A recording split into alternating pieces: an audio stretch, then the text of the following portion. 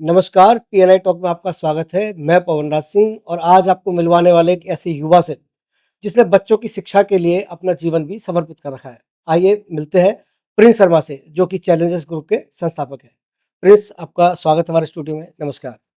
बहुत-बहुत धन्यवाद, नमस्कार और मैं पीएनआई टॉक का जो है धन्यवाद करता हूँ कि जो पीएनआई टॉक ने जो है यहाँ मंच दिया और यहाँ बात रखने के लिए मुझे बुलाया है।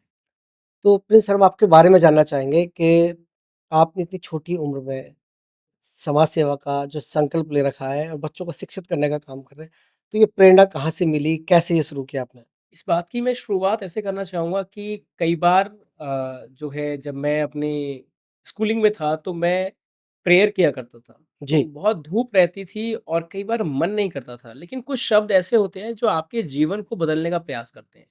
तो उन्हीं में से प्रार्थना में कुछ शब्द थे कि देश हमें देता है सब कुछ, हम भी तो कुछ देना सीखें, सूरज हमें रोशनी देता, हवा नया जीवन देती है। जी। तो इस देश ने हमें बहुत कुछ दिया है, इस समाज ने हमें बहुत कुछ दिया है, लेकिन हमने क्या किया?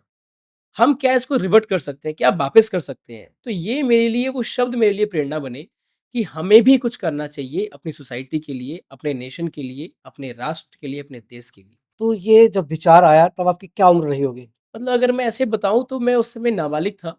मैं अपने आप को उसमें एडल्ट भी काउंटिंग करता था क्योंकि स्कूलिंग का मतलब ही वही था कि 12-14 साल, 15 साल की एज रही होगी। जी। तो ये मेरी उस समय एज थी और तब से हम लोगों ने जो है इसको समझा और इसको अपने ज़हन में उतारने का प्रयास किया। चैलेंजर्स ग्रुप, इसका जन्म कब और कैसे हुआ? चैलेंजर्स ग्रुप जो है 25 अप्रैल 2017 को जो है इसका जन्म हुआ और इसकी स्थापना जो है एक पौधारोपण करके की गई। जी। इसके पीछे की एक ऐसी कहानी जो कि हमारे आपके रोंगटे खड़े कर सकती है। जी, सुनना चाहेंगे, क्या है वो कहानी? वो कहानी कुछ इस प्रकार है कि 25 अप्रैल 2000 जो 17 की मैं बात कर रहा हूँ, उससे 1 दिन पूर्व हमारे देश के वीर जवान जो कि अमर हुए, मैं शहीद शब्द यूज़ नहीं करूँगा, जो कि अमर हुए इस देश के लिए। सुकमा के छत्तीसगढ़ की कहानी है ये और जी। नक्सली हमले में हमारे 25 जवान, उस समय की जो पुष्टि थी वो 25 जवान की थी और वो शहीद हुए। तो मैं देख पा रहा था कि देश के युवा, देश का हर वर्ग अलग-अलग तरीके से अपनी श्रद्धांजलि दे रहा था। लेकिन सोशल मीडिया का ज़माना था क्योंकि हम लोग युवावस्था में बहुत अधिकतर सोशल मीडिया, फ़ेसबुक, इंस्टा ये सब यूज़ करते हैं। तो वो श्रद्धांजलि महज़ क्यों 24 घंटे की रह जाती हैं? क्यों ऐसा ना हो कि उसको अगर उस अमर को, उस शहीद को, जो मैं वर्ड नहीं यूज़ करना चाह रहा हूँ, उसको हम लगातार क्यों ना याद करें? जी, बिल्कुल। क्योंकि हमारे देश के लिए वो मर गए, हमारे देश के लिए वो मिट गए, हमारे देश के लिए वो अमर हो गए। प्राणों का न्यौछावर कर दिया। उन्होंने अपने प्राण तक न्यौछावर कर दिए और हम बैठकर सिर्फ़ कैंडल या हम बैठकर सिर्फ़ कुछ भी अब्यूज़िंग वर्ड यूज़ कर रहे हैं पाकिस्तान के प्रति। क्या हम ऐसा कर सकते हैं कि वो 25 जो गए, दुःख है, अमर हुए हैं, इस बात को मैं मानता हूँ। क्या हम ऐसा कुछ कर सकते हैं कि हम ऐसे 25,000 जवान और बनाएँ?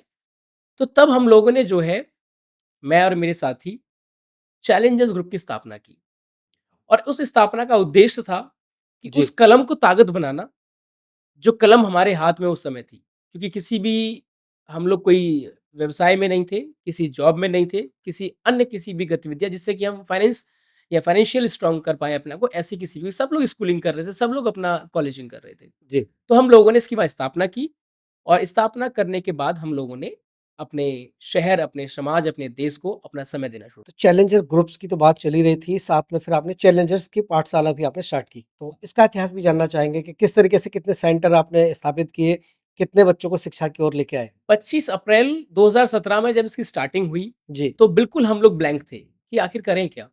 देश के लिए करना है, समाज के लिए करना है, बट करें क्या? हर चीज़ को करने के लिए पड़ाव आ रहा था जी। कि पैसा चाहिए, कि उसके लिए हमें टीम चाहिए, उसके लिए कहीं आने-जाने के लिए हमें लोग चाहिए। तो हम लोगों ने 1 मई जिस जिस दिन लेबर डे होता है, 1 मई को चैलेंजर्स की पाठशाला का शुभारंभ शुभारंभ किया। किया। जी। और वो फुटपाथ पे हमने बच्चे पढ़ाना शुरू किया। क्योंकि इसके पीछे की एक वजह है, जी। चैलेंजर्स ग्रुप का नाम ही इसलिए रखा गया कि बहुत सारे चैलेंजेस आना। कई बार टीम को नाम नहीं समझ में आना कि इस ग्रुप का नाम क्या रखें। कई बार ऐसा होना कि टीम आ गई, काम क्या करें? कई बार ऐसा होना कि युवा बहुत ज़्यादा महत्वाकांक्षी हो जाना। कई बार ऐसा होना कि अगर रोड पे जाके या काम कर रहे हैं तो उसमें समस्याएँ आ जाना कि इसके लिए अप्रूवल चाहिए, उसके लिए अप्रूवल चाहिए, आप ये गलत कर रहे हैं, आप रोड ये कर रहे हैं। तो कई सारे ऐसे जो चैलेंजेस रहे, कई सारी ऐसी चीज़ें रहीं, तो वो इसीलिए ये नाम घुमा-फिरा के सबने रखा चैलेंजर्स ग्रुप। तो आपने कितने बच्चों से शुरू किया था ये पाठशाला? शुरुआत इसकी एक बच्चे से हुई थी और वो ये नोएडा की ही बात है कि उस बच्चे के हाथ में मैंने एक बैग देखा, जिसको हम कट्टा कहते हैं हिंदी में। तो वो कट्टे में उसने कूड़ा भर रखा था और वो एक जो रुमाल हम लोग कहते हैं, उससे वो कुछ बार-बार ऐसे सूंघ रहा था। लेकिन उस समय मुझे नहीं पता कि ये क्या सूंघ रहा है। मुझे लगा हो सकता है जुकाम हो इसको, पता नहीं क्या हो इसको, पता नहीं। लेकिन जब मैंने वो पाया तो वहाँ पाया गया कि वो एक जो फ्लूट होता है जिसको हम लोग व्हाइटनर की तरीके से यूज़ करते हैं, वो व्हाइटनर डाल के व्हाइट-व्हाइट सा और उसको बार-बार वो सूंघ रहा था। नशे का आदी था। नशे का आदी था। लेकिन तब तक उस समय मुझे ये नहीं पता था कि जिस व्हाइटनर से हम गलती मिटाते हैं, उस व्हाइटनर से वो गलती कर रहा है और जीवन बिगाड़ रहा है अपना। जी, तो मैंने ये प्रयास किया कि इसकी जानूँ, तो मैंने उसको बोला कि क्या तुम पढ़ोगे? ए क्या तू पढ़ना चाहता है? मैंने उसको इस भाषा में बात की। तो वो इतना उसकी आँखें लाल पड़ रही हैं, उसने बोला कि तू पढ़ाएगा क्या? तो एक बार के लिए मुझे थोड़ा डर लगा, मैंने कहा हाँ, यार ये क्या ऐसा ना रूडली कुछ बिहेव इसका बिल्कुल। मतलब ऐसा लगा। लेकिन उसके पीछे की वजह जानी से ऐसा बोला कि तू पढ़ाएगा तो मैं पढ़ूँगा। मैंने कहा चलो ठीक है तुम्हें कल से आगे पढ़ाते हैं। तो उसको फिर हमने कल से आगे बढ़ाने का कमिटमेंट किया, तो फिर हमने वो हमें फिर हमारा रास्ता मिल चुका था, कि अगर हमें करना क्या है? क्योंकि पढ़ाते समय ना कुछ लगना है, अपनी सेवाएँ देनी थी, तो हम लोगों ने स्टार्टिंग कर दी। 1 मई 2017 को हम लोगों ने चैलेंजेस की पाठशाला का गठन किया और उससे सुचारू रूप से चलाया। शुरुआत 1 बच्चे से हुई और धीरे, धीरे, धीरे आज हज़ारों बच्चों से भी अधिक चैलेंजेस की पाठशाला उनको शिक्षित कर पा रही है, उनको लाभ पहुँचा पा रही है। कितने सेंटर हम संचालित कर रहे हैं? नोएडा जैसे शहर के अंदर हम लोग 5 जगहों पर बच्चों को पढ़ा रहे हैं। अभी कुछ टाइम पहले से हम 3 जगहों पर थे, लेकिन हाल ही में हमने 2 जगह ऐड किए हैं। तो नोएडा में हम लोग लगभग 5 जगहों पर सेंटर पढ़ा रहे हैं, जिसमें सेक्टर 22, सेक्टर 107, खोड़ा में हमारा एक सेंटर चलता है। ये तीनों पहले से, अभी हाल ही में हमने 62 और 63 में सेंटर ऐड ऑन किया है। तो यहाँ पर हम लोग पढ़ा रहे हैं, यहाँ पर लगभग डेली 500 से अधिक बच्चे लाभार्थी हैं, इस जी। सेंटर के माध्यम से। क्या क्लासेस का भी हमने कुछ वर्गीकरण किया हुआ है कि हम किस तरीके से इनको हाँ। अलग-अलग कर सकते हैं? ये हमने किया है कि हमने प्राइमरी और सेकेंडरी लेवल में 2 हमने इसका बनाया है टाइम टेबल कि पहले बच्चों को हमें प्राइमरी लेवल पे लाना है क्योंकि बच्चे की एज है 16 साल, लेकिन उसको पता भी नहीं है कि 6वीं का बच्चा या 6 साल का बच्चा में क्या डिफरेंस है, उसको नहीं पता। उसको नहीं पता कि शिक्षा क्यों ज़रूरी है, उसके पिता-माता को नहीं पता कि शिक्षा क्यों ज़रूरी है, क्यों पढ़ना है हमें। इनफैक्ट वो लोग ये कहते हैं कि भई अगर पढ़ेगा ये 2 घंटे आप पढ़ाने आते हो और 2 घंटे आप पढ़ाओगे इतने में तो ₹100 कमा के ले आएगा। तो मैं पढ़ाई करूँ, इस बच्चे से पढ़ाई कराऊँ या मैं ₹100 कमाऊँ? क्योंकि हमारा जीवन यापन तो ₹100 से चलना है। बिल्कुल। तो ये कई सारी चीज़ें ऐसी रहती हैं, उसको प्राइमरी लेवल तक लाना, फिर उसको हम लोग सेकेंडरी में लाते हैं, कुछ ही महीने के अंदर और फिर हम उसका स्कूलिंग में एडमिशन कराते हैं। ये हमारी इसकी प्रक्रिया है। आज की युवा पीढ़ी देखें तो आपकी एज के जितने भी लोग हैं अल्कोहलिक हो गए हैं। लड़की यहाँ तक कि लड़कियाँ देखें आप वो चौराहे पे आपको सिगरेट पीते दिखाई देंगी। तो अपने आप को आपने कैसे बचा के रखा हुआ अभी तक? इन मैंने जैसे पहले ही लाइन में इस बात को कहा कि देश हमें देता है सब कुछ, हुँ, हम भी तो कुछ देना सीखें। तो जी, इस देश ने हमें बहुत कुछ दिया है, हमारे संस्कार ने हमें बहुत कुछ दिया है। ये तय मैं नहीं कर पा रहा हूँ कि मुझे ये समाज की सेवा क्यों करनी थी या मुझे नशे का मुझे आदी क्यों होना है या नहीं होना है, ये तय हमारे संस्कार करते हैं और ये तय हमारे माता-पिता कराते हैं। तो ये मेरा मानना है कि वो संस्कारों की चीज़ें रह जाती हैं। ये चुनना एक समय के बाद, मैं इसमें माता-पिता को भी नहीं दोषारोपण करूँगा कि एक समय के बाद चुनना हमें होता है, कि जी। आज हमें रोड पे, राहगिरी पे चलकर वो सब चीज़ करनी है या यहाँ बैठकर मुझे आपके साथ बात करनी है। तो शायद अगर मैं उस का आदी होता तो शायद आपके सामने बैठ के बात नहीं कर पा रहा होता। जी, तो बिल्कुल, ये चुनना मुझे है। तो कि मैंने मुझे शायद ये कैसा चुना जीवन जीना है। हाँ, ये मुझे चुनना है कि मुझे ये प्लेटफ़ॉर्म चुनना है कि अब ये है, अब ये है। अब इस राह में से कोई सी भी राह पकड़ लो, वहीं आपको चलना है। अच्छा, पीछे देखा गया कि आपने अपने चैलेंज की पाठशाला के बच्चों को राष्ट्रपति भवन में द्रौपदी मुर्मू जी से भी मुलाकात कराई। तो ये सफ़र कैसा रहा? कैसे पहुँचे वहाँ तक आप? ये सफ़र उन बच्चों के लिए, इस संस्था के लिए और ख़ासकर मेरे लिए एक सपने जैसा है। मतलब देश के अंतिम वर्ग का बच्चा, जो रोड पर जिसके यहाँ पर लाइट नहीं है, जिसके यहाँ पर पंखा नहीं है, जिसके यहाँ पर सिलेंडर गैस आज भी नहीं है और देश के प्रथम व्यक्ति के और यहाँ देश के प्रथम व्यक्ति के साथ अगर वो खड़ा है, तो ये इस संस्था की उपलब्धियों में से एक है। इस संस्था के लिए गौरव करने वाला ये क्षण है। ये पल मेरे लिए बहुत शानदार रहा, क्योंकि मेरा मानना ये है कि ये बच्चे भी किसी बच्चे से कम नहीं हैं। बस इनको एक रास्ता नहीं मिल पा रहा है, इनको जी। एक राह नहीं मिल पा रही है, तो वो देने के लिए समाज के जो वर्ग है, मैं ही नहीं ऐसे कई हज़ार लोग काम कर रहे हैं, तो वो आगे आ रहे हैं, तो इन बच्चों को वो लाभ मिल पा रहा है। अभी पूर्व राष्ट्रपति रामनाथ कोविंद जी से भी आपकी मुलाकात हुई है। और शायद बहुत सारी बातें भी हुई, कुछ आपने अपने अभियान के बारे में उनको जागरूक किया, जी। बताया।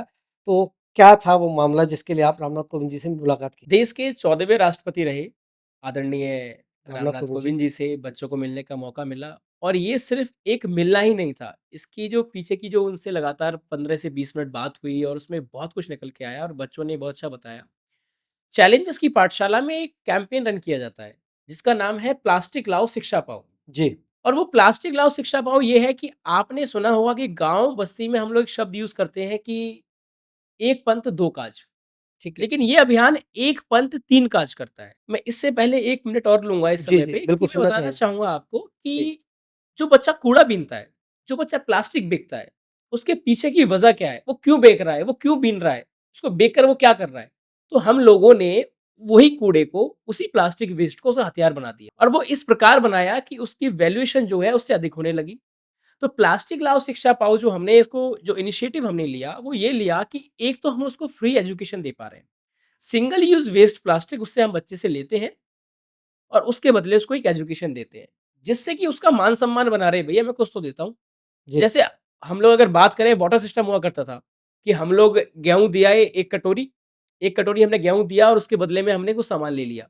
ऐसे ठीक गाँव में हुआ है। गिव करता एंड था, टेक का वाला? गिव एंड टेक, जिसको हम इंग्लिश में जो है वाटर सिस्टम भी कहते हैं। हाँ, बिल्कुल वाटर सिस्टम। लेकिन हमने जो किया वही सेम किया कि भैया यहाँ पर प्लास्टिक दे दीजिए आप, और आपको शिक्षा जो है शिक्षा मिलेगी। मिलेगी आपको। तो पहला तो हमारा ये कॉज़ था कि बच्चे को शिक्षा से जोड़ें और उसी की क्योंकि वो उसकी पसंदीदा चीज़ है। उसको पता है कि प्लास्टिक देके यार मैं तो पैसे कमा लेता हूँ। तो उसको लग रहा है कि वो पैसा जो प्लास्टिक दिया है और वो पैसा कमा रहा हूँ, बिल्कुल, पहला। दूसरा, मुझे जो है 22 साल, 20 साल की उम्र में समझ में आया कि पर्यावरण के लिए प्लास्टिक कितनी हानिकारक होती है। ठीक आज है। देश में प्रधानमंत्री जी ने, आज देश के कई बड़े जो वर्ग ने इसके लिए कैंपेन छेड़े। तो हम बच्चों को अभी से ऐसा कर दे रहे हैं कि जो कि वो जाने आज से 5 साल बाद कि प्लास्टिक बिल्कुल हमें छूनी ही नहीं है, कितना हानिकारक है। कम से कम अभी जब तक उसके ऑप्शंस निकल के नहीं आएँगे, सब्स्टिट्यूट नहीं आएँगे, वो मजबूरन छूनी पड़ेगी, हुँ, लेकिन आज वो समझ पा रहे हैं। तो दूसरा असर ये होगा कि वो अपने पर्यावरण के लिए संरक्षण अभी से कर रहे हैं। 6 साल का बच्चा प्लास्टिक लाके दे रहा है, तो दैट मीन्स कि अपने पर्यावरण को बचाने का प्रयास कर रहा है, वो समझ पा रहा है। तीसरा, पढ़ाई हो गई, पर्यावरण को बचा लिया, क्योंकि मेरा वही है कि पहले तो शिक्षा प्राप्त कर लो भाई, दूसरी बात आप समाज के लिए सोच लो कुछ, जी। सोच लिया उसने। हुँ, तीसरा आप अपने लिए आ जाओ, तो तीसरा है कि स्किल डेवलप पे काम करते हैं। उसी वेस्ट प्लास्टिक से हम लोग आर्ट एंड क्राफ्ट बनाते हैं, जिसके देश भर में, शहर भर में कई हमने 50 प्लस एग्ज़िबिशन्स लगाए हैं और वो एग्ज़िबिशन्स ऐसे होते हैं कि कई बार विदेशी भी उसको खरीद के गए हैं। जो वो प्लास्टिक वो ₹5 की बिकता था, एक बच्चे ने मुझे बोला कि भैया इसकी कीमत तो इस बॉटल की 5 थी ढक्कन की और ये तो आपने 1000 में बेच दी, ये 1000 में चली गई।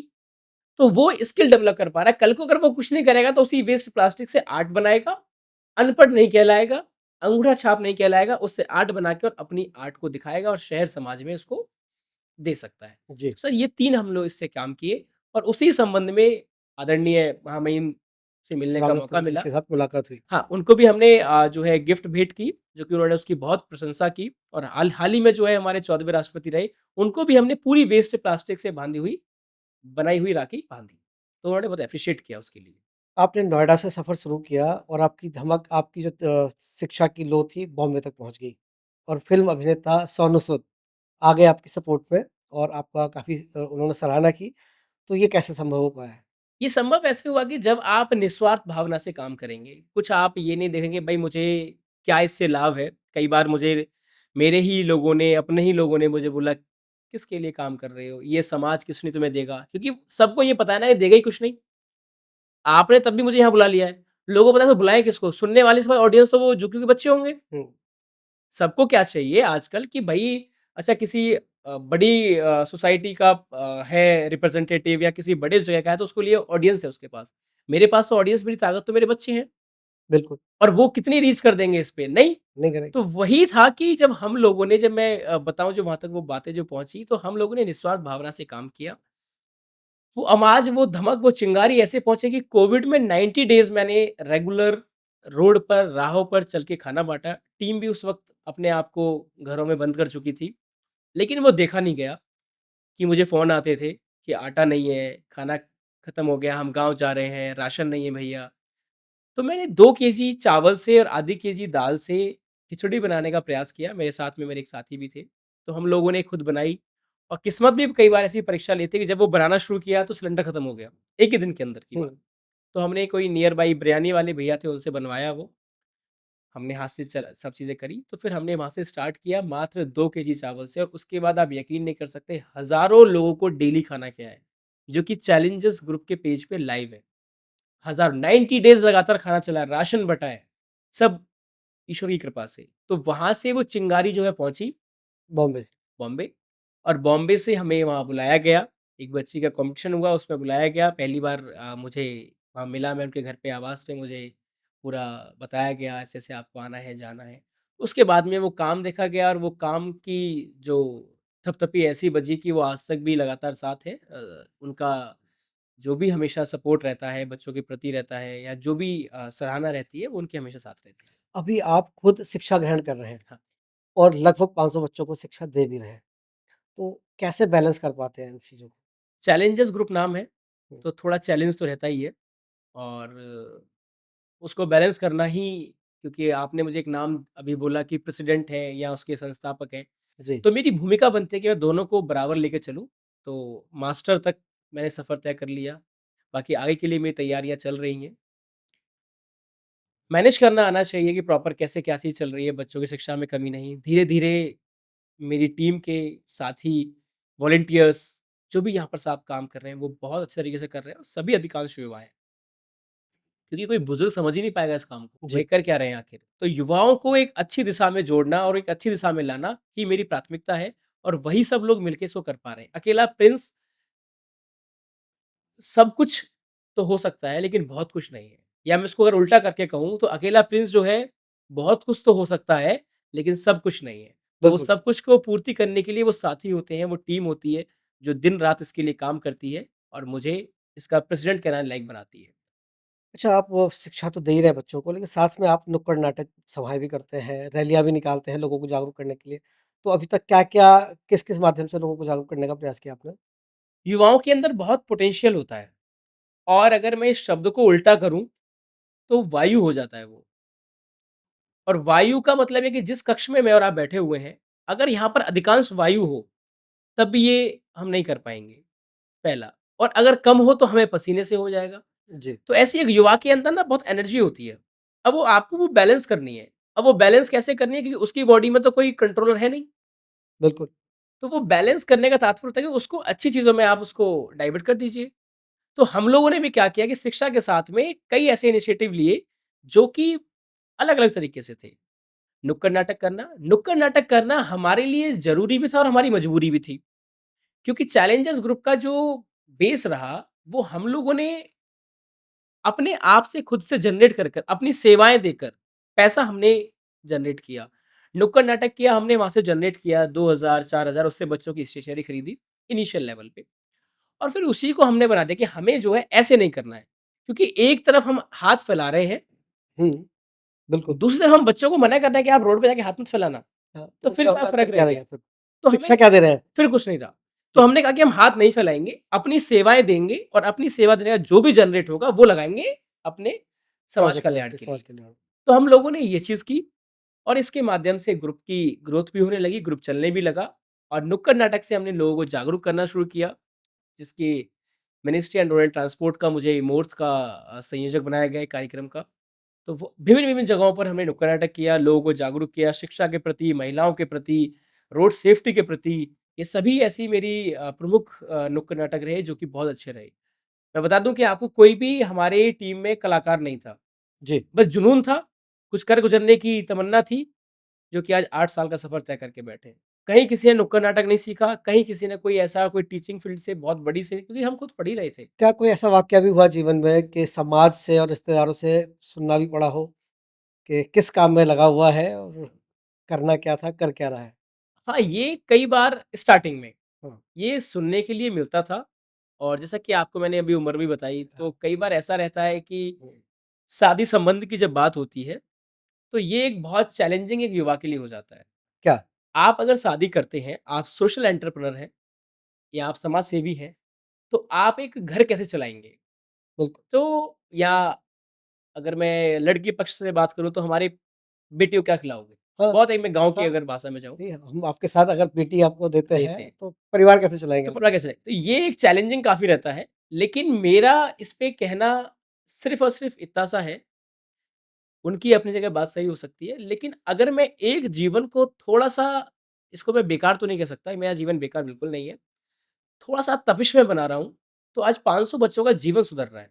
तो सबसे पहले तो वहीं पर संतुष्टि हो जाएगी और जब मैं या ये संस्था इतने लोगों के लिए सोच रही है, तो वो क्या इतने एक आदमी में काम नहीं हो पाएगा, तो वो ईज़िली हो जाएगा। तो कई बार ये वाक्य बहुत वैसा है कि इसको मैं कहते कई बार हँसी भी आती है और कई बार मैं ब्लैंक भी हो जाता हूँ, कि हुँ, पूछते हैं क्या इनकम है आपकी? तो वहाँ कोई जवाब नहीं होता है। तो वहाँ जवाब हो ही नहीं सकता। हुँ, क्योंकि समाज सेवा में आपकी जो इनकम है, अगर आप समाज सेवा में आए हैं या आप सोशल एंटरप्रेन्योर बनने का सोच रहे हैं, तो आप ये ज़रूर सोच लें कि कई दिन भूखा भी रहना पड़ सकता है, कई बार आपको फुटपाथ रोड पे भी सोना पड़ सकता है, कई बार आपको काँटों भरा ताज है। हाँ, कह सकते हैं, लेकिन ताज तो है। अब वो आपको बनाना है कि उसमें काँटे भरे पड़े हैं या उसमें फूल भरे पड़े हैं। ये तो आपका संघर्ष, आपका स्ट्रगल, आपकी मेहनत करेगा। तो कई बार ऐसा भी हुआ है कि भूखे-भूखे पेट काम करना पड़ गया। क्या कोई आपके जीवन में ऐसी घटना घटी जिसने आपको बदल के रख दिया हो? सबसे पहली घटना यही थी कि बच्चे का ये कहना कि तू पढ़ाया क्या मेरे को? हुँ, सबसे पहली घटना अंदर तक हिला दिया। और उसने हिला दिया कि सच में क्योंकि युवा जो होता है वो अधिकांश बस ये देश बेकार है, देश अच्छा है, सरकार यहाँ की बेकार है, ये होना चाहिए, नाली खराब है, रोड खराब है। अरे आपने क्या किया इस देश के लिए? मैं तो आपसे जानना चाहता हूँ कि आपने क्या किया? आज मैं कह सकता हूँ कि मैंने अपने समाज को अपना कंट्रीब्यूशन दिया, चाहे बदला कुछ भी आए। चाहे मुझे समाज से सुनना पड़ रहा है कि ये किसी के भले नहीं है, ये वर्ग किसी का नहीं होता है या मेरे फैमिली से या मेरे हालाँकि मेरी फैमिली बहुत अच्छी है, लेकिन मैं फिर भी कई बार जब रिश्ते आते हैं, नाते आते हैं तो कि आप करेंगे क्या? तो मैं आज कह सकता हूँ कि मैंने इसके लिए कंट्रीब्यूट किया अपने समाज के देश के लिए। लेकिन क्या आपने क्या किया है? जो भी हमारे ऑडियंस है उसको देख रही है, तो मैं उससे कहना चाहूँगा कि ये आप अपने खुद से मन से पूछें कि मैंने समाज के लिए क्या किया है? इस पे कूड़ा डाल के मैं बोझ बना, पैदा होकर मैंने इस पे वज़न धरती पे रखा, लेकिन हमने क्या कंट्रीब्यूट किया? सबसे बड़ा क्वेश्चन मार्क ये है। समाज को क्या दे पा रहे क्या हैं? दे पा रहे हैं आप? अगर आप ये कहते हैं कि मैंने समाज को ये दिया था, तो फिर बहुत अच्छी बात है। जब प्रिंस शर्मा आप युवा हो, एक चीज़ जानना चाहेंगे कि आज शहरों के अंदर वृद्धाश्रम बढ़ते जा रहे हैं। क्या वजह है वृद्धाश्रम बढ़ने की? माँ-बाप, बुजुर्ग इंसान वृद्धाश्रम में रहने को मजबूर है। कहाँ कमी रह गई? संस्कार में। मैं तो ये कहता हूँ कि आप मुझे मैं यहाँ बैठा हुआ हूँ, लगभग 9 साल का सफ़र होने जा रहा है मुझे शहर समाज में। लेकिन आज भी मैं अपने जो भी आप मेरे को वस्त्र देख रहे हैं, इनफैक्ट मेरे हाथ में घड़ी तक देख रहे हैं, ये मेरी माँ मुझे एवरीडे सुबह देती हैं, मैं वही पहन सकता हूँ। इनफैक्ट शादी भी हो जाए या मेरा खाना भी जो रहता है वही एवरी नाइट चाहे मैं रात को 12 बजे आता हूँ, चाहे मैं सुबह 6 बजे निकल जाऊँ क्योंकि इवेंट्स का कोई क्योंकि कॉर्पोरेट तो है नहीं ये, समाज की सेवा है। किसी ने कहा भैया सुबह मिलना है, सुबह ही मिल सकते हो। हुँ, किसी ने भैया शाम को आना है, शाम को ही आ सकते हो। हुँ, तो हम लोगों का ये रहा कि वो परवरिश है हमारी, हम नहीं छोड़ सकते। जी। कपड़े भी मेरे आज तक मेरे पेरेंट्स ही मेरे लिए लाते हैं और ये मैं ऑन माइक कह रहा हूँ, बिल्कुल सच कह रहा हूँ। तो ये कहीं न कहीं वृद्धाश्रम जो खुल रहे हैं, ये दुर्भाग्यपूर्ण है। मेरा मानना है खुलने ही नहीं चाहिए। अगर वृद्धाश्रम नहीं खुले, अगर जिसको आपत्ति है, जिसको समस्या है, तो वो उन वृद्धों को, उन बुजुर्गों को, अपने माँ-बापों को उस घर में छोड़ के चला जाए, वो बाहर चला जाए। वो तो वहीं रहेंगे। ऐसी पॉलिसी होनी चाहिए। क्या इसमें कहीं शिक्षा का दोष है क्या? क्योंकि अगर हम ग्रामीण पृष्ठभूमि में जाएँ तो वहाँ आज भी बुजुर्ग माँ-बाप साथ हैं बच्चों के। लेकिन जो ज़्यादा पढ़ गए हैं, विदेश बच्चे चले गए, वहाँ कहीं न कहीं दिक्कत ज़्यादा है। अधिकांश अधिकांश जो है शिक्षित होना भी हानिकारक हो रहा है। उनको वो जो मोरल वैल्यूज़ है, वो पता ही नहीं लग रही। क्योंकि उन्होंने समय दिया ही नहीं अपने माता-पिता को। उनको नहीं पता, उनके लिए जस्ट लाइक कि ठीक है, कोई है, बस है, जिसने हमें जन्म दे दिया है, काम खत्म। लेकिन मेरा मानना वही है कि मैं इस बात पे दोबारा चाहूँगा, मेरा मानना है कि जिसकी आप उन पिता की, उन माँ की आप प्रॉपर्टी पे अधिकार रखते हैं, आप बैंक बैलेंस पे अधिकार रखते हैं, तो क्या उनकी केयर, क्या उनकी सब चीज़ें आप उस पे अधिकार नहीं रख पा रहे हैं? बिल्कुल। तो ये एक दुर्भाग्य है और कहीं न कहीं इसका दोष मैं संस्कार को भी नहीं, वो अधिक शिक्षित हो जाना कि हाँ, ठीक है, जस्ट लाइक ओके मॉम, तो फिर वही हो जाएगा और इसमें माता-पिता को भी होना चाहिए। कमियाँ बेटों के अंदर है या बहुओं के अंदर, बेटियों के अंदर? किसकी कमी माने ज़्यादा? अब मैं कमी नहीं कह पाऊँगा, ये दोनों के अंदर है। अधिकांश तो ये बेटे के अंदर मानी जाएगी। अगर मैं आफ्टर मैरिज या बिफोर मैरिज बेटे के अंदर करूँ। लेकिन कई बार ऐसी सिचुएशन आ जाती हैं जो कि हालातें होती हैं, लेकिन मेरा मानना है कि अगर वो सिचुएशन एक अच्छी सोसाइटी, पढ़े लिखे वर्ग में आ रही है, तो क्या वो समस्याएं एक ग्रामीण वर्ग में नहीं आ रही होंगी, लेकिन वो आ रही हैं, तो वो कैसे मैनेज कर रहा है, वो एक चैलेंज है और वो एक समझने वाली बात है। तो ऐसा नहीं होता है एक्चुअली, ये इसलिए हो रहा है कि हम लोगों को एक भाषा में कहूँ तो एकला चलना पसंद हो गया, अकेला चलना है। हमें नहीं पसंद किसी सामने वाले का हमारी प्राइवेसी में वो दूसरा आ जाए। तो ये कहीं ना कहीं एक चैलेंज आते जा रहा है धीरे धीरे। मोबाइल का कितने दुष्प्रभाव देखने को मिल रहे हैं परिवारों में?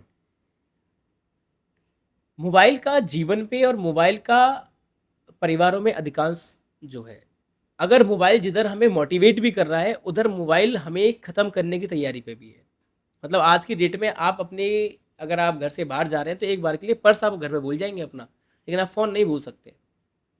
तो मोबाइल का यही है कि मोबाइल जो है धीरे धीरे धीरे धीरे धीरे हमें ख़त्म करता जा रहा है, और इसमें इसमें गलती माँ बापों की है। क्योंकि जब बच्चा, जो बॉर्न बेबी है, वो जैसे ही 1 साल 6 महीने का हो रहा है, जी। तुरंत उसके हाथ में मम्मी कह रही है डिस्टर्ब करेगा, फ़ोन पकड़ा दो बेटा, ठीक। रील्स देख, हाँ, रील्स देख। अब उसमें ये नहीं उनको पता लगा कि रील्स में देख क्या रहा है। देख क्या? हाल ही घटना भी हमारे देश में अभी हो रही है कि हम लोग जूम क्लासेस, जूम मीटिंग चल रही हैं, लेकिन मीटिंग में कुछ और चल जा रहा है। तो ये कहीं ना कहीं ये दुर्भाग्य है इस, कि हम लोग उसको ढंग से यूज़ ही नहीं कर पा रहे। जितना अधिकांश ज़रूरी है मोबाइल का चलना, मैं मानता हूँ कि बहुत पॉजिटिव है। आज एआई का ज़माना है, मैं डिजिटल पे काम कर रहा हूँ, हमने पाठशाला ऑन व्हील्स के माध्यम से लोगों को जोड़ा है, बच्चों को जोड़ा है, लेकिन उसका एक मर्यादित होना चाहिए कि बच्चा हमारा देख क्या रहा है, बच्चा हमारा कर क्या रहा है। आप अपनी जिम्मेदारियों से भगने के लिए उसको फ़ोन दे दे रहे हैं, तो मुझे नहीं लगता कि ये सही है। मेरा ऐसा मानना है इस पर। प्रिंस शर्मा का सफ़र जब शुरू हुआ था तब और आज में समाज के दृष्टिकोण में क्या बदलाव आया? समाज के दृष्टिकोण में मैं जानता हूँ कि आप जब पहले क्या कहते थे और आज क्या कहते आप जब सफलताएं, क्योंकि कोई भी चीज़ है, जब सफलताएं कदम चूमना शुरू कर दे कि हाँ अच्छा कर रहा है, जैसे ही बताया कि आपने कि राष्ट्रपति मैम ने 2 बार बुलाया, बिल्कुल। कोविंद सर ने बुलाया, सोनू सूद, रवीना टंडन जो एक्टर्स हैं उन्होंने 45 मिनट का शो किया, बिहार के गवर्नर ने अवार्ड देने के लिए बिहार बुलाया, तो आज कहते हैं कि नहीं कुछ अच्छा तो कर रहे हो। कुछ तो अच्छा किया। कहा था हमने, हाँ। वही लोग कहते हैं इस बात को कि जो पहले जो कहते मैंने थे किस लिए नकारा कहा? है, आज कहते नकारा हैं कि है, देखो निठल्ला कितनी है, मेहनत की थी इसने। तुम्हारे पिता ने तुम्हें इसलिए नहीं पढ़ाया, किस लिए पढ़ रहे हो, इतनी पढ़ाई के बाद में अच्छी जॉब कर सकते हो, क्यों टेंशन लेके चल रहे हो। आज वही कहते हैं कि कहा था ना मेहनत की है कुछ इसने। अलग करके मानेगा ये, तो आज वो है। तो ये है कि आपकी मेहनत में कमी नहीं होनी चाहिए, आपकी दृढ़ता बहुत मजबूत होनी चाहिए, मुझे करना है तो करना है। भगवान ने, ईश्वर ने एक जीवन दिया है और मुझे इसको पूर्ण रूप से, अपने लिए तो दुनिया जी रही है सर। समाज के लिए जियो तो कुछ मकसद हो। मेरे महाविद्यालय में 2000 बच्चे मेरे साथ थे, मुझे नहीं पता कि शायद 10 बच्चे भी इस क्षेत्र में हो। तो आप कुछ, मुझे क्योंकि हमेशा जिद थी कुछ अलग करना है, तो मुझे देखा जॉब के लिए सब भग रहे हैं, वकीलात जो वकालत करने के लिए सब भग रहे हैं, एडवोकेसी के लिए सब भग हर रहे हैं, आदमी, बच्चा डॉक्टर बनना चाह रहा है, डॉक्टर बनना इंजीनियर है, बनना चाह रहा है इंजीनियर बनना है, और भेड़ चाल में शामिल है। सीए बन रहे हैं, क्योंकि मैं कॉमर्स लाइन से था, सीए बन रहे हैं, लेकिन उन 100 में से शायद एक सीए बन पाया होगा शायद। बिल्कुल। और मुझे था कि मुझे कुछ अलग करना है, मुझे कुछ हटके करना है, जो कि थोड़ा हटके हो, जो कि समाज में इम्पैक्ट ला सके। तो वो यही एक माध्यम था, मैंने तो नहीं चुना, ईश्वर ने शायद मुझे मौका दिया और वो मैं इस रास्ते चल पड़ा। तो अंत में जानना चाहेंगे युवाओं के लिए कोई संदेश जो समाज सेवा के लिए आगे आए, देश हित की बात करें, राष्ट्र हित की बात करें, तो क्या संदेश देना चाहोगे? इसका संदेश मैं इतना से देना चाहूँगा अपने युवा साथियों को, थोड़ा कड़वा हो सकता है लेकिन सत्य है। समाज की जो सेवा करना किसी भी फोटो, किसी भी वीडियोग्राफी के लिए बिल्कुल नहीं होता है। ये आपके जहन में होती है, ये आपके मन में होती है, ये आपके अंश में होती है। और अगर कहीं आपको ऐसा लग रहा है कि उस समय वो नहीं थी बट मुझे अब लगने लगा कि मैं कर सकता हूँ, तो बहुत अच्छी बात है, आप कर सकते हैं।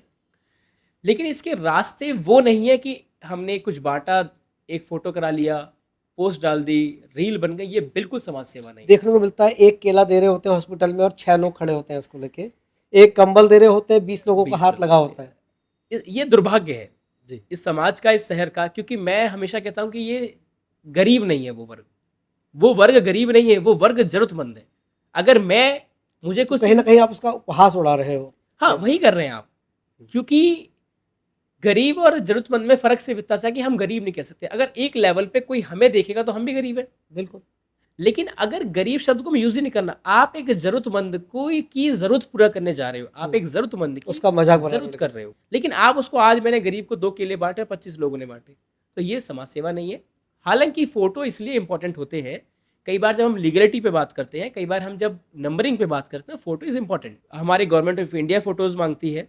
जब हम किसी भी जो थोड़ा समाज सेवा को एक लेवल देते जाते हैं, तब वो सब चीज़ें माँगती है, वो ज़रूरी है। तो मैं उन युवाओं को, मेरा बहुत साफ-सा संदेश यही है कि आप उसकी गहर उसके अंदर जाएँ, डीप उसका चिंतन करें कि मुझे किस फ़ील्ड में जाना है, मुझे कहाँ तक जाना है, किस हद तक इसके लिए जाना है। ये आप बिल्कुल सोच लें कि भूखा भी सोना पड़ सकता है, रोड पे भी सोना पड़ सकता है, कई-कई दिन तक खाना भी ना मिले, क्योंकि सामाजिक जो जीवन जीता है, वो अपने आप को एक तरीके से सोच ले कि भाई मेरा तो ये समाज ही है। कई-कई होते हैं परिवार से मिलना ना हो। जी। जब कोविड हुआ तो 90 डेज़ मैं रोड पे रहा और अपने आप को आइसोलेट करना पड़ा। एक बार तबीयत खराब हो गई। तो ये सब तब, क्योंकि समाज सेवा आरामदायक चीज़ तो बिल्कुल नहीं है कि आप सोचें कि भाई जॉब जाऊँगा 9 से 5 करूँगा, आराम से आ जाऊँगा, वो बिल्कुल नहीं है। वो रात को 12 बजे भी आपको बुला सकती है, क्योंकि आप लोगों की, आप उन बच्चों की, आप उस शहर की उम्मीद हो जाते हैं। आज यहाँ पर कुछ भी काम होता है, कोई महिला, कोई घर में कोई हादसा हो गया, कोई डोमेस्टिक वायलेंस है, वो तुरंत फ़ोन करती है, भैया ऐसी-ऐसी बात है। अब उसको पता, तो ये तो मुझे पता है, भैया कोई पुलिस में तो है नहीं, या भैया कोई कमिश्नर तो है नहीं, पूंजीपति नहीं है ऐसा कोई कोई कि पूंजीपति हाँ, नहीं है जो तुरंत बिल्कुल। काम कर देंगे, लेकिन उसको होप है, उसको उम्मीद है कि ये भैया हित में काम करते हैं, समाज के लिए काम तो करते हैं, हमारा मेरे लिए। फर्ज बनता है कि हम उसके साथ खड़े हों। बिल्कुल सर। तो ये मेरा एक संदेश है कि वो लोग इस पे काम करें और डट के काम करें। ऐसा नहीं कि 4 दिन समाज सेवा कर ली, फिर 6वें दिन हमारे तो बस की नहीं हो पा रहा। तो ये मेरा मानना है, थोड़ा-सा अपने आप को सोशल मीडिया पे उसको ज़रूर डालना शुरू करें, लेकिन 6 महीने का बैकअप बना लें पहले। ऐसा ना हो कि 4 दिन डाला और 6 महीने बाद वो समाप्त हो गया। तो समाज सेवा को मज़ाक ना बनाएँ, क्योंकि अब समाज सेवा हमारे भारत में हमारी सरकार ने बिल्कुल पूर्ण रूप से मैंडेटरी कर दी है। अगर किसी को भी इसके बारे में जानकारी चाहिए तो वो मुझसे कभी भी कनेक्ट कर सकता है। मैंडेटरी इसलिए कर दी है कॉर्पोरेट में सीएसआर के नाम से और आईएसआर के नाम से, जो कि मैंडेटरी है। आपको सोशल वेलफेयरिंग करनी ही होगी। उसके बाद में कॉलेज में इंटर्नशिप के माध्यम से भी मैंडेटरी कर दी गई है। अब इससे नीचे स्तर पे आ जाओ आप, स्कूल में। स्कूल्स में भी बच्चों को बोल दिया गया है कि आप छुट्टी में घर नहीं बैठेंगे। बड़े-बड़े स्कूल्स की बात कर रहा हूँ मैं, क्योंकि हमारे पास बच्चे आते हैं। मैं नाम नहीं लूँगा, लेकिन तमाम ऐसी जगहों के बच्चे आते हैं जो बड़े-बड़े, जिनकी फीस 3-3 4-4 लाख है। उन्होंने मैंडेटरी कर दिया है कि आपको सोशल वेलफेयरिंग में जाना ही होगा, आपको मोरल वैल्यू समझने ही होंगे, आपको ग्राउंड पे देखना होगा कि कैसे वो बच्चे रहते हैं। तो समाज सेवा, सोशल एंटरप्रेन्योर, सोशल वेलफेयरिंग आपको करनी होगी। कुछ लोग उसको अपने जीवन बना लेते हैं, कुछ लोग महज़ टाइम पास या फिर उसको कि कुछ क्षण के लिए करते हैं, वो भी ज़रूरी है। सब उसको जीवन बना लेंगे तो देश कैसे चलेगा फिर? तो ये इस तरीके से तो देख सकते क्या हैं। भविष्य में राजनीति में जाने की कोई योजना है? सर, अभी कोई राजनीति में जाने का ऐसा प्लान नहीं है या सोचा नहीं है, लेकिन इस पे कई बार हँसी भी आ जाती है, क्योंकि जब इनिशियल टाइम की बात थी तो जो हमारे आस-पास के लोग हैं तो कहते हैं कि समाज सेवकों की वेला है, निठल्ला है, या सबसे बड़ा शब्द नेता है, या अपने आप को एक चमकाने का चेहरा है। मैं इस पे इस जवाब पे कहना चाहूँगा कि अगर कोई व्यक्ति 9 साल प्रयास करने के बाद राजनीति में उतरता है, तो मेरा मानना ये है कि उसको बिल्कुल, अगर आप कोई मौका देता है तो उतरना चाहिए। वो जानता है कि कौन सी गली, कौन से नुक्कड़, कौन से कोने में जो है कहाँ समस्याएँ हैं। कैसे वो ग्राउंड को देख सकता है, कैसे वो उनके बीच में अपने आप जैसा महसूस कर सकता है कि ये मेरे परिवार के लोग हैं। तो लेकिन अब यही है कि अगर कभी अपॉर्च्युनिटी ईश्वर ने दी, अभी तक कोई ऐसा प्लान नहीं है। तो ये मान लिया जाए कि भविष्य में हम प्रिंस शर्मा को विधायक या सांसद के रूप में भी देख सकते हैं। ये ठाकुर जी तय करेंगे, ये शहर समाज तय करेगा, लेकिन अभी तक सिर्फ़ और सिर्फ़ अपने समाज की जो है देखभाल, अपने समाज के काम करने का एक मेरा तरीका है। लेकिन अगर उस रूप में, क्योंकि वो भी एक रूप होता है, एक संसद में बैठा सांसद, मैं आपको बताऊँ कि हमारे कॉन्स्टिट्यूशन के हिसाब से संसद में बैठा सांसद और एक रोड पे चलता हुआ समाज सेवी बराबर कहलाए जाते हैं। अगर मुझे ईश्वर ने उस रूप में वो दिया कि आपको उस रूप में आके सेवा करनी है, तो शायद मैं पीछे ना हटूँ। लेकिन अगर जब तक नहीं है तो सबसे सारी चीज़ें यही चलेंगी, क्योंकि समाज का हित जी। करना है, समाज की सेवा करनी है, समाज के लिए काम करना है। अब वो ईश्वर तय करेगा कि कौन से आपको वे में करनी है, चैलेंजेस ग्रुप के वे में करनी है, किसी वे में करनी है। लेकिन अभी तक कोई ऐसा इंटेंशन नहीं है, कोई ऐसी प्लानिंग नहीं है, किसी के साथ कोई जुड़ाव नहीं है इस प्रकार का। देश समाज हित में काम करना है। 9 साल हो गए, ईश्वर पता नहीं जाने कब तक क्या कराए, और ये उपलब्धियों में से कि 9 राज्य में आज हम लोग पहुंच पा रहे हैं, 9 राज्य में पाठशालाएं खुलने जा रही हैं, 9 राज्य में टीम जुड़ रही है। तो ये अपने अंदर एक मैसेज देने वाला प्रयास है। और अगर राजनीति की बात करें तो राजनीति एपीजे अब्दुल कलाम ने भी की थी, आज वो जाने जा रहे हैं। सारंग साहब, अब अगर हम बात करें तो साइकिल से पूरा जीवन उनका कट गया। जी, तो बिल्कुल। राजनीति ऐसी हो तो कोई बुरी नहीं है। तो राजनेता, मैं इसको एक इसका शब्द है, राजनेता को अगर हम सर्वजेता कहें तो डेट मीन्स कि यस, आई फील प्राउड कि हाँ मैं सर जेता हूँ। सर जेता का मतलब ही ये है जो मैं काम कर रहा हूँ। बिल्कुल। इसको बहुत से जो हमारी ऑडियंस समझ नहीं पा रही, वो सर्च करेगी समझेगी वो कि सर जेता ही होना चाहिए। राजनेता तो अब एक एक स्टैंडर्डाइजेशन हो गया कि एक फील हो चुका है कि गाड़ी से उतरेगा तो ही राजनेता व्हाइट कॉलर की बढ़िया कलर डाल के शर्ट है, टी-शर्ट है या जो भी पहनता है वो है। तो ये थे हमारे साथ प्रिंस शर्मा, जो कि इन्होंने कम उम्र में एक पूरे भारत के अंदर पताका लहरा रखी है, अपनी धमक कर रखी है और शिक्षा के क्षेत्र में बच्चों के लिए प्रयासरत रहते हैं दिन रात। आपको हमारे स्टूडियो में आए, अब समय दिया, उसके लिए बहुत बहुत धन्यवाद। धन्यवाद सर। और मैं दर्शकों से कहना चाहूँगा कि देखते रहिए PNI टॉक।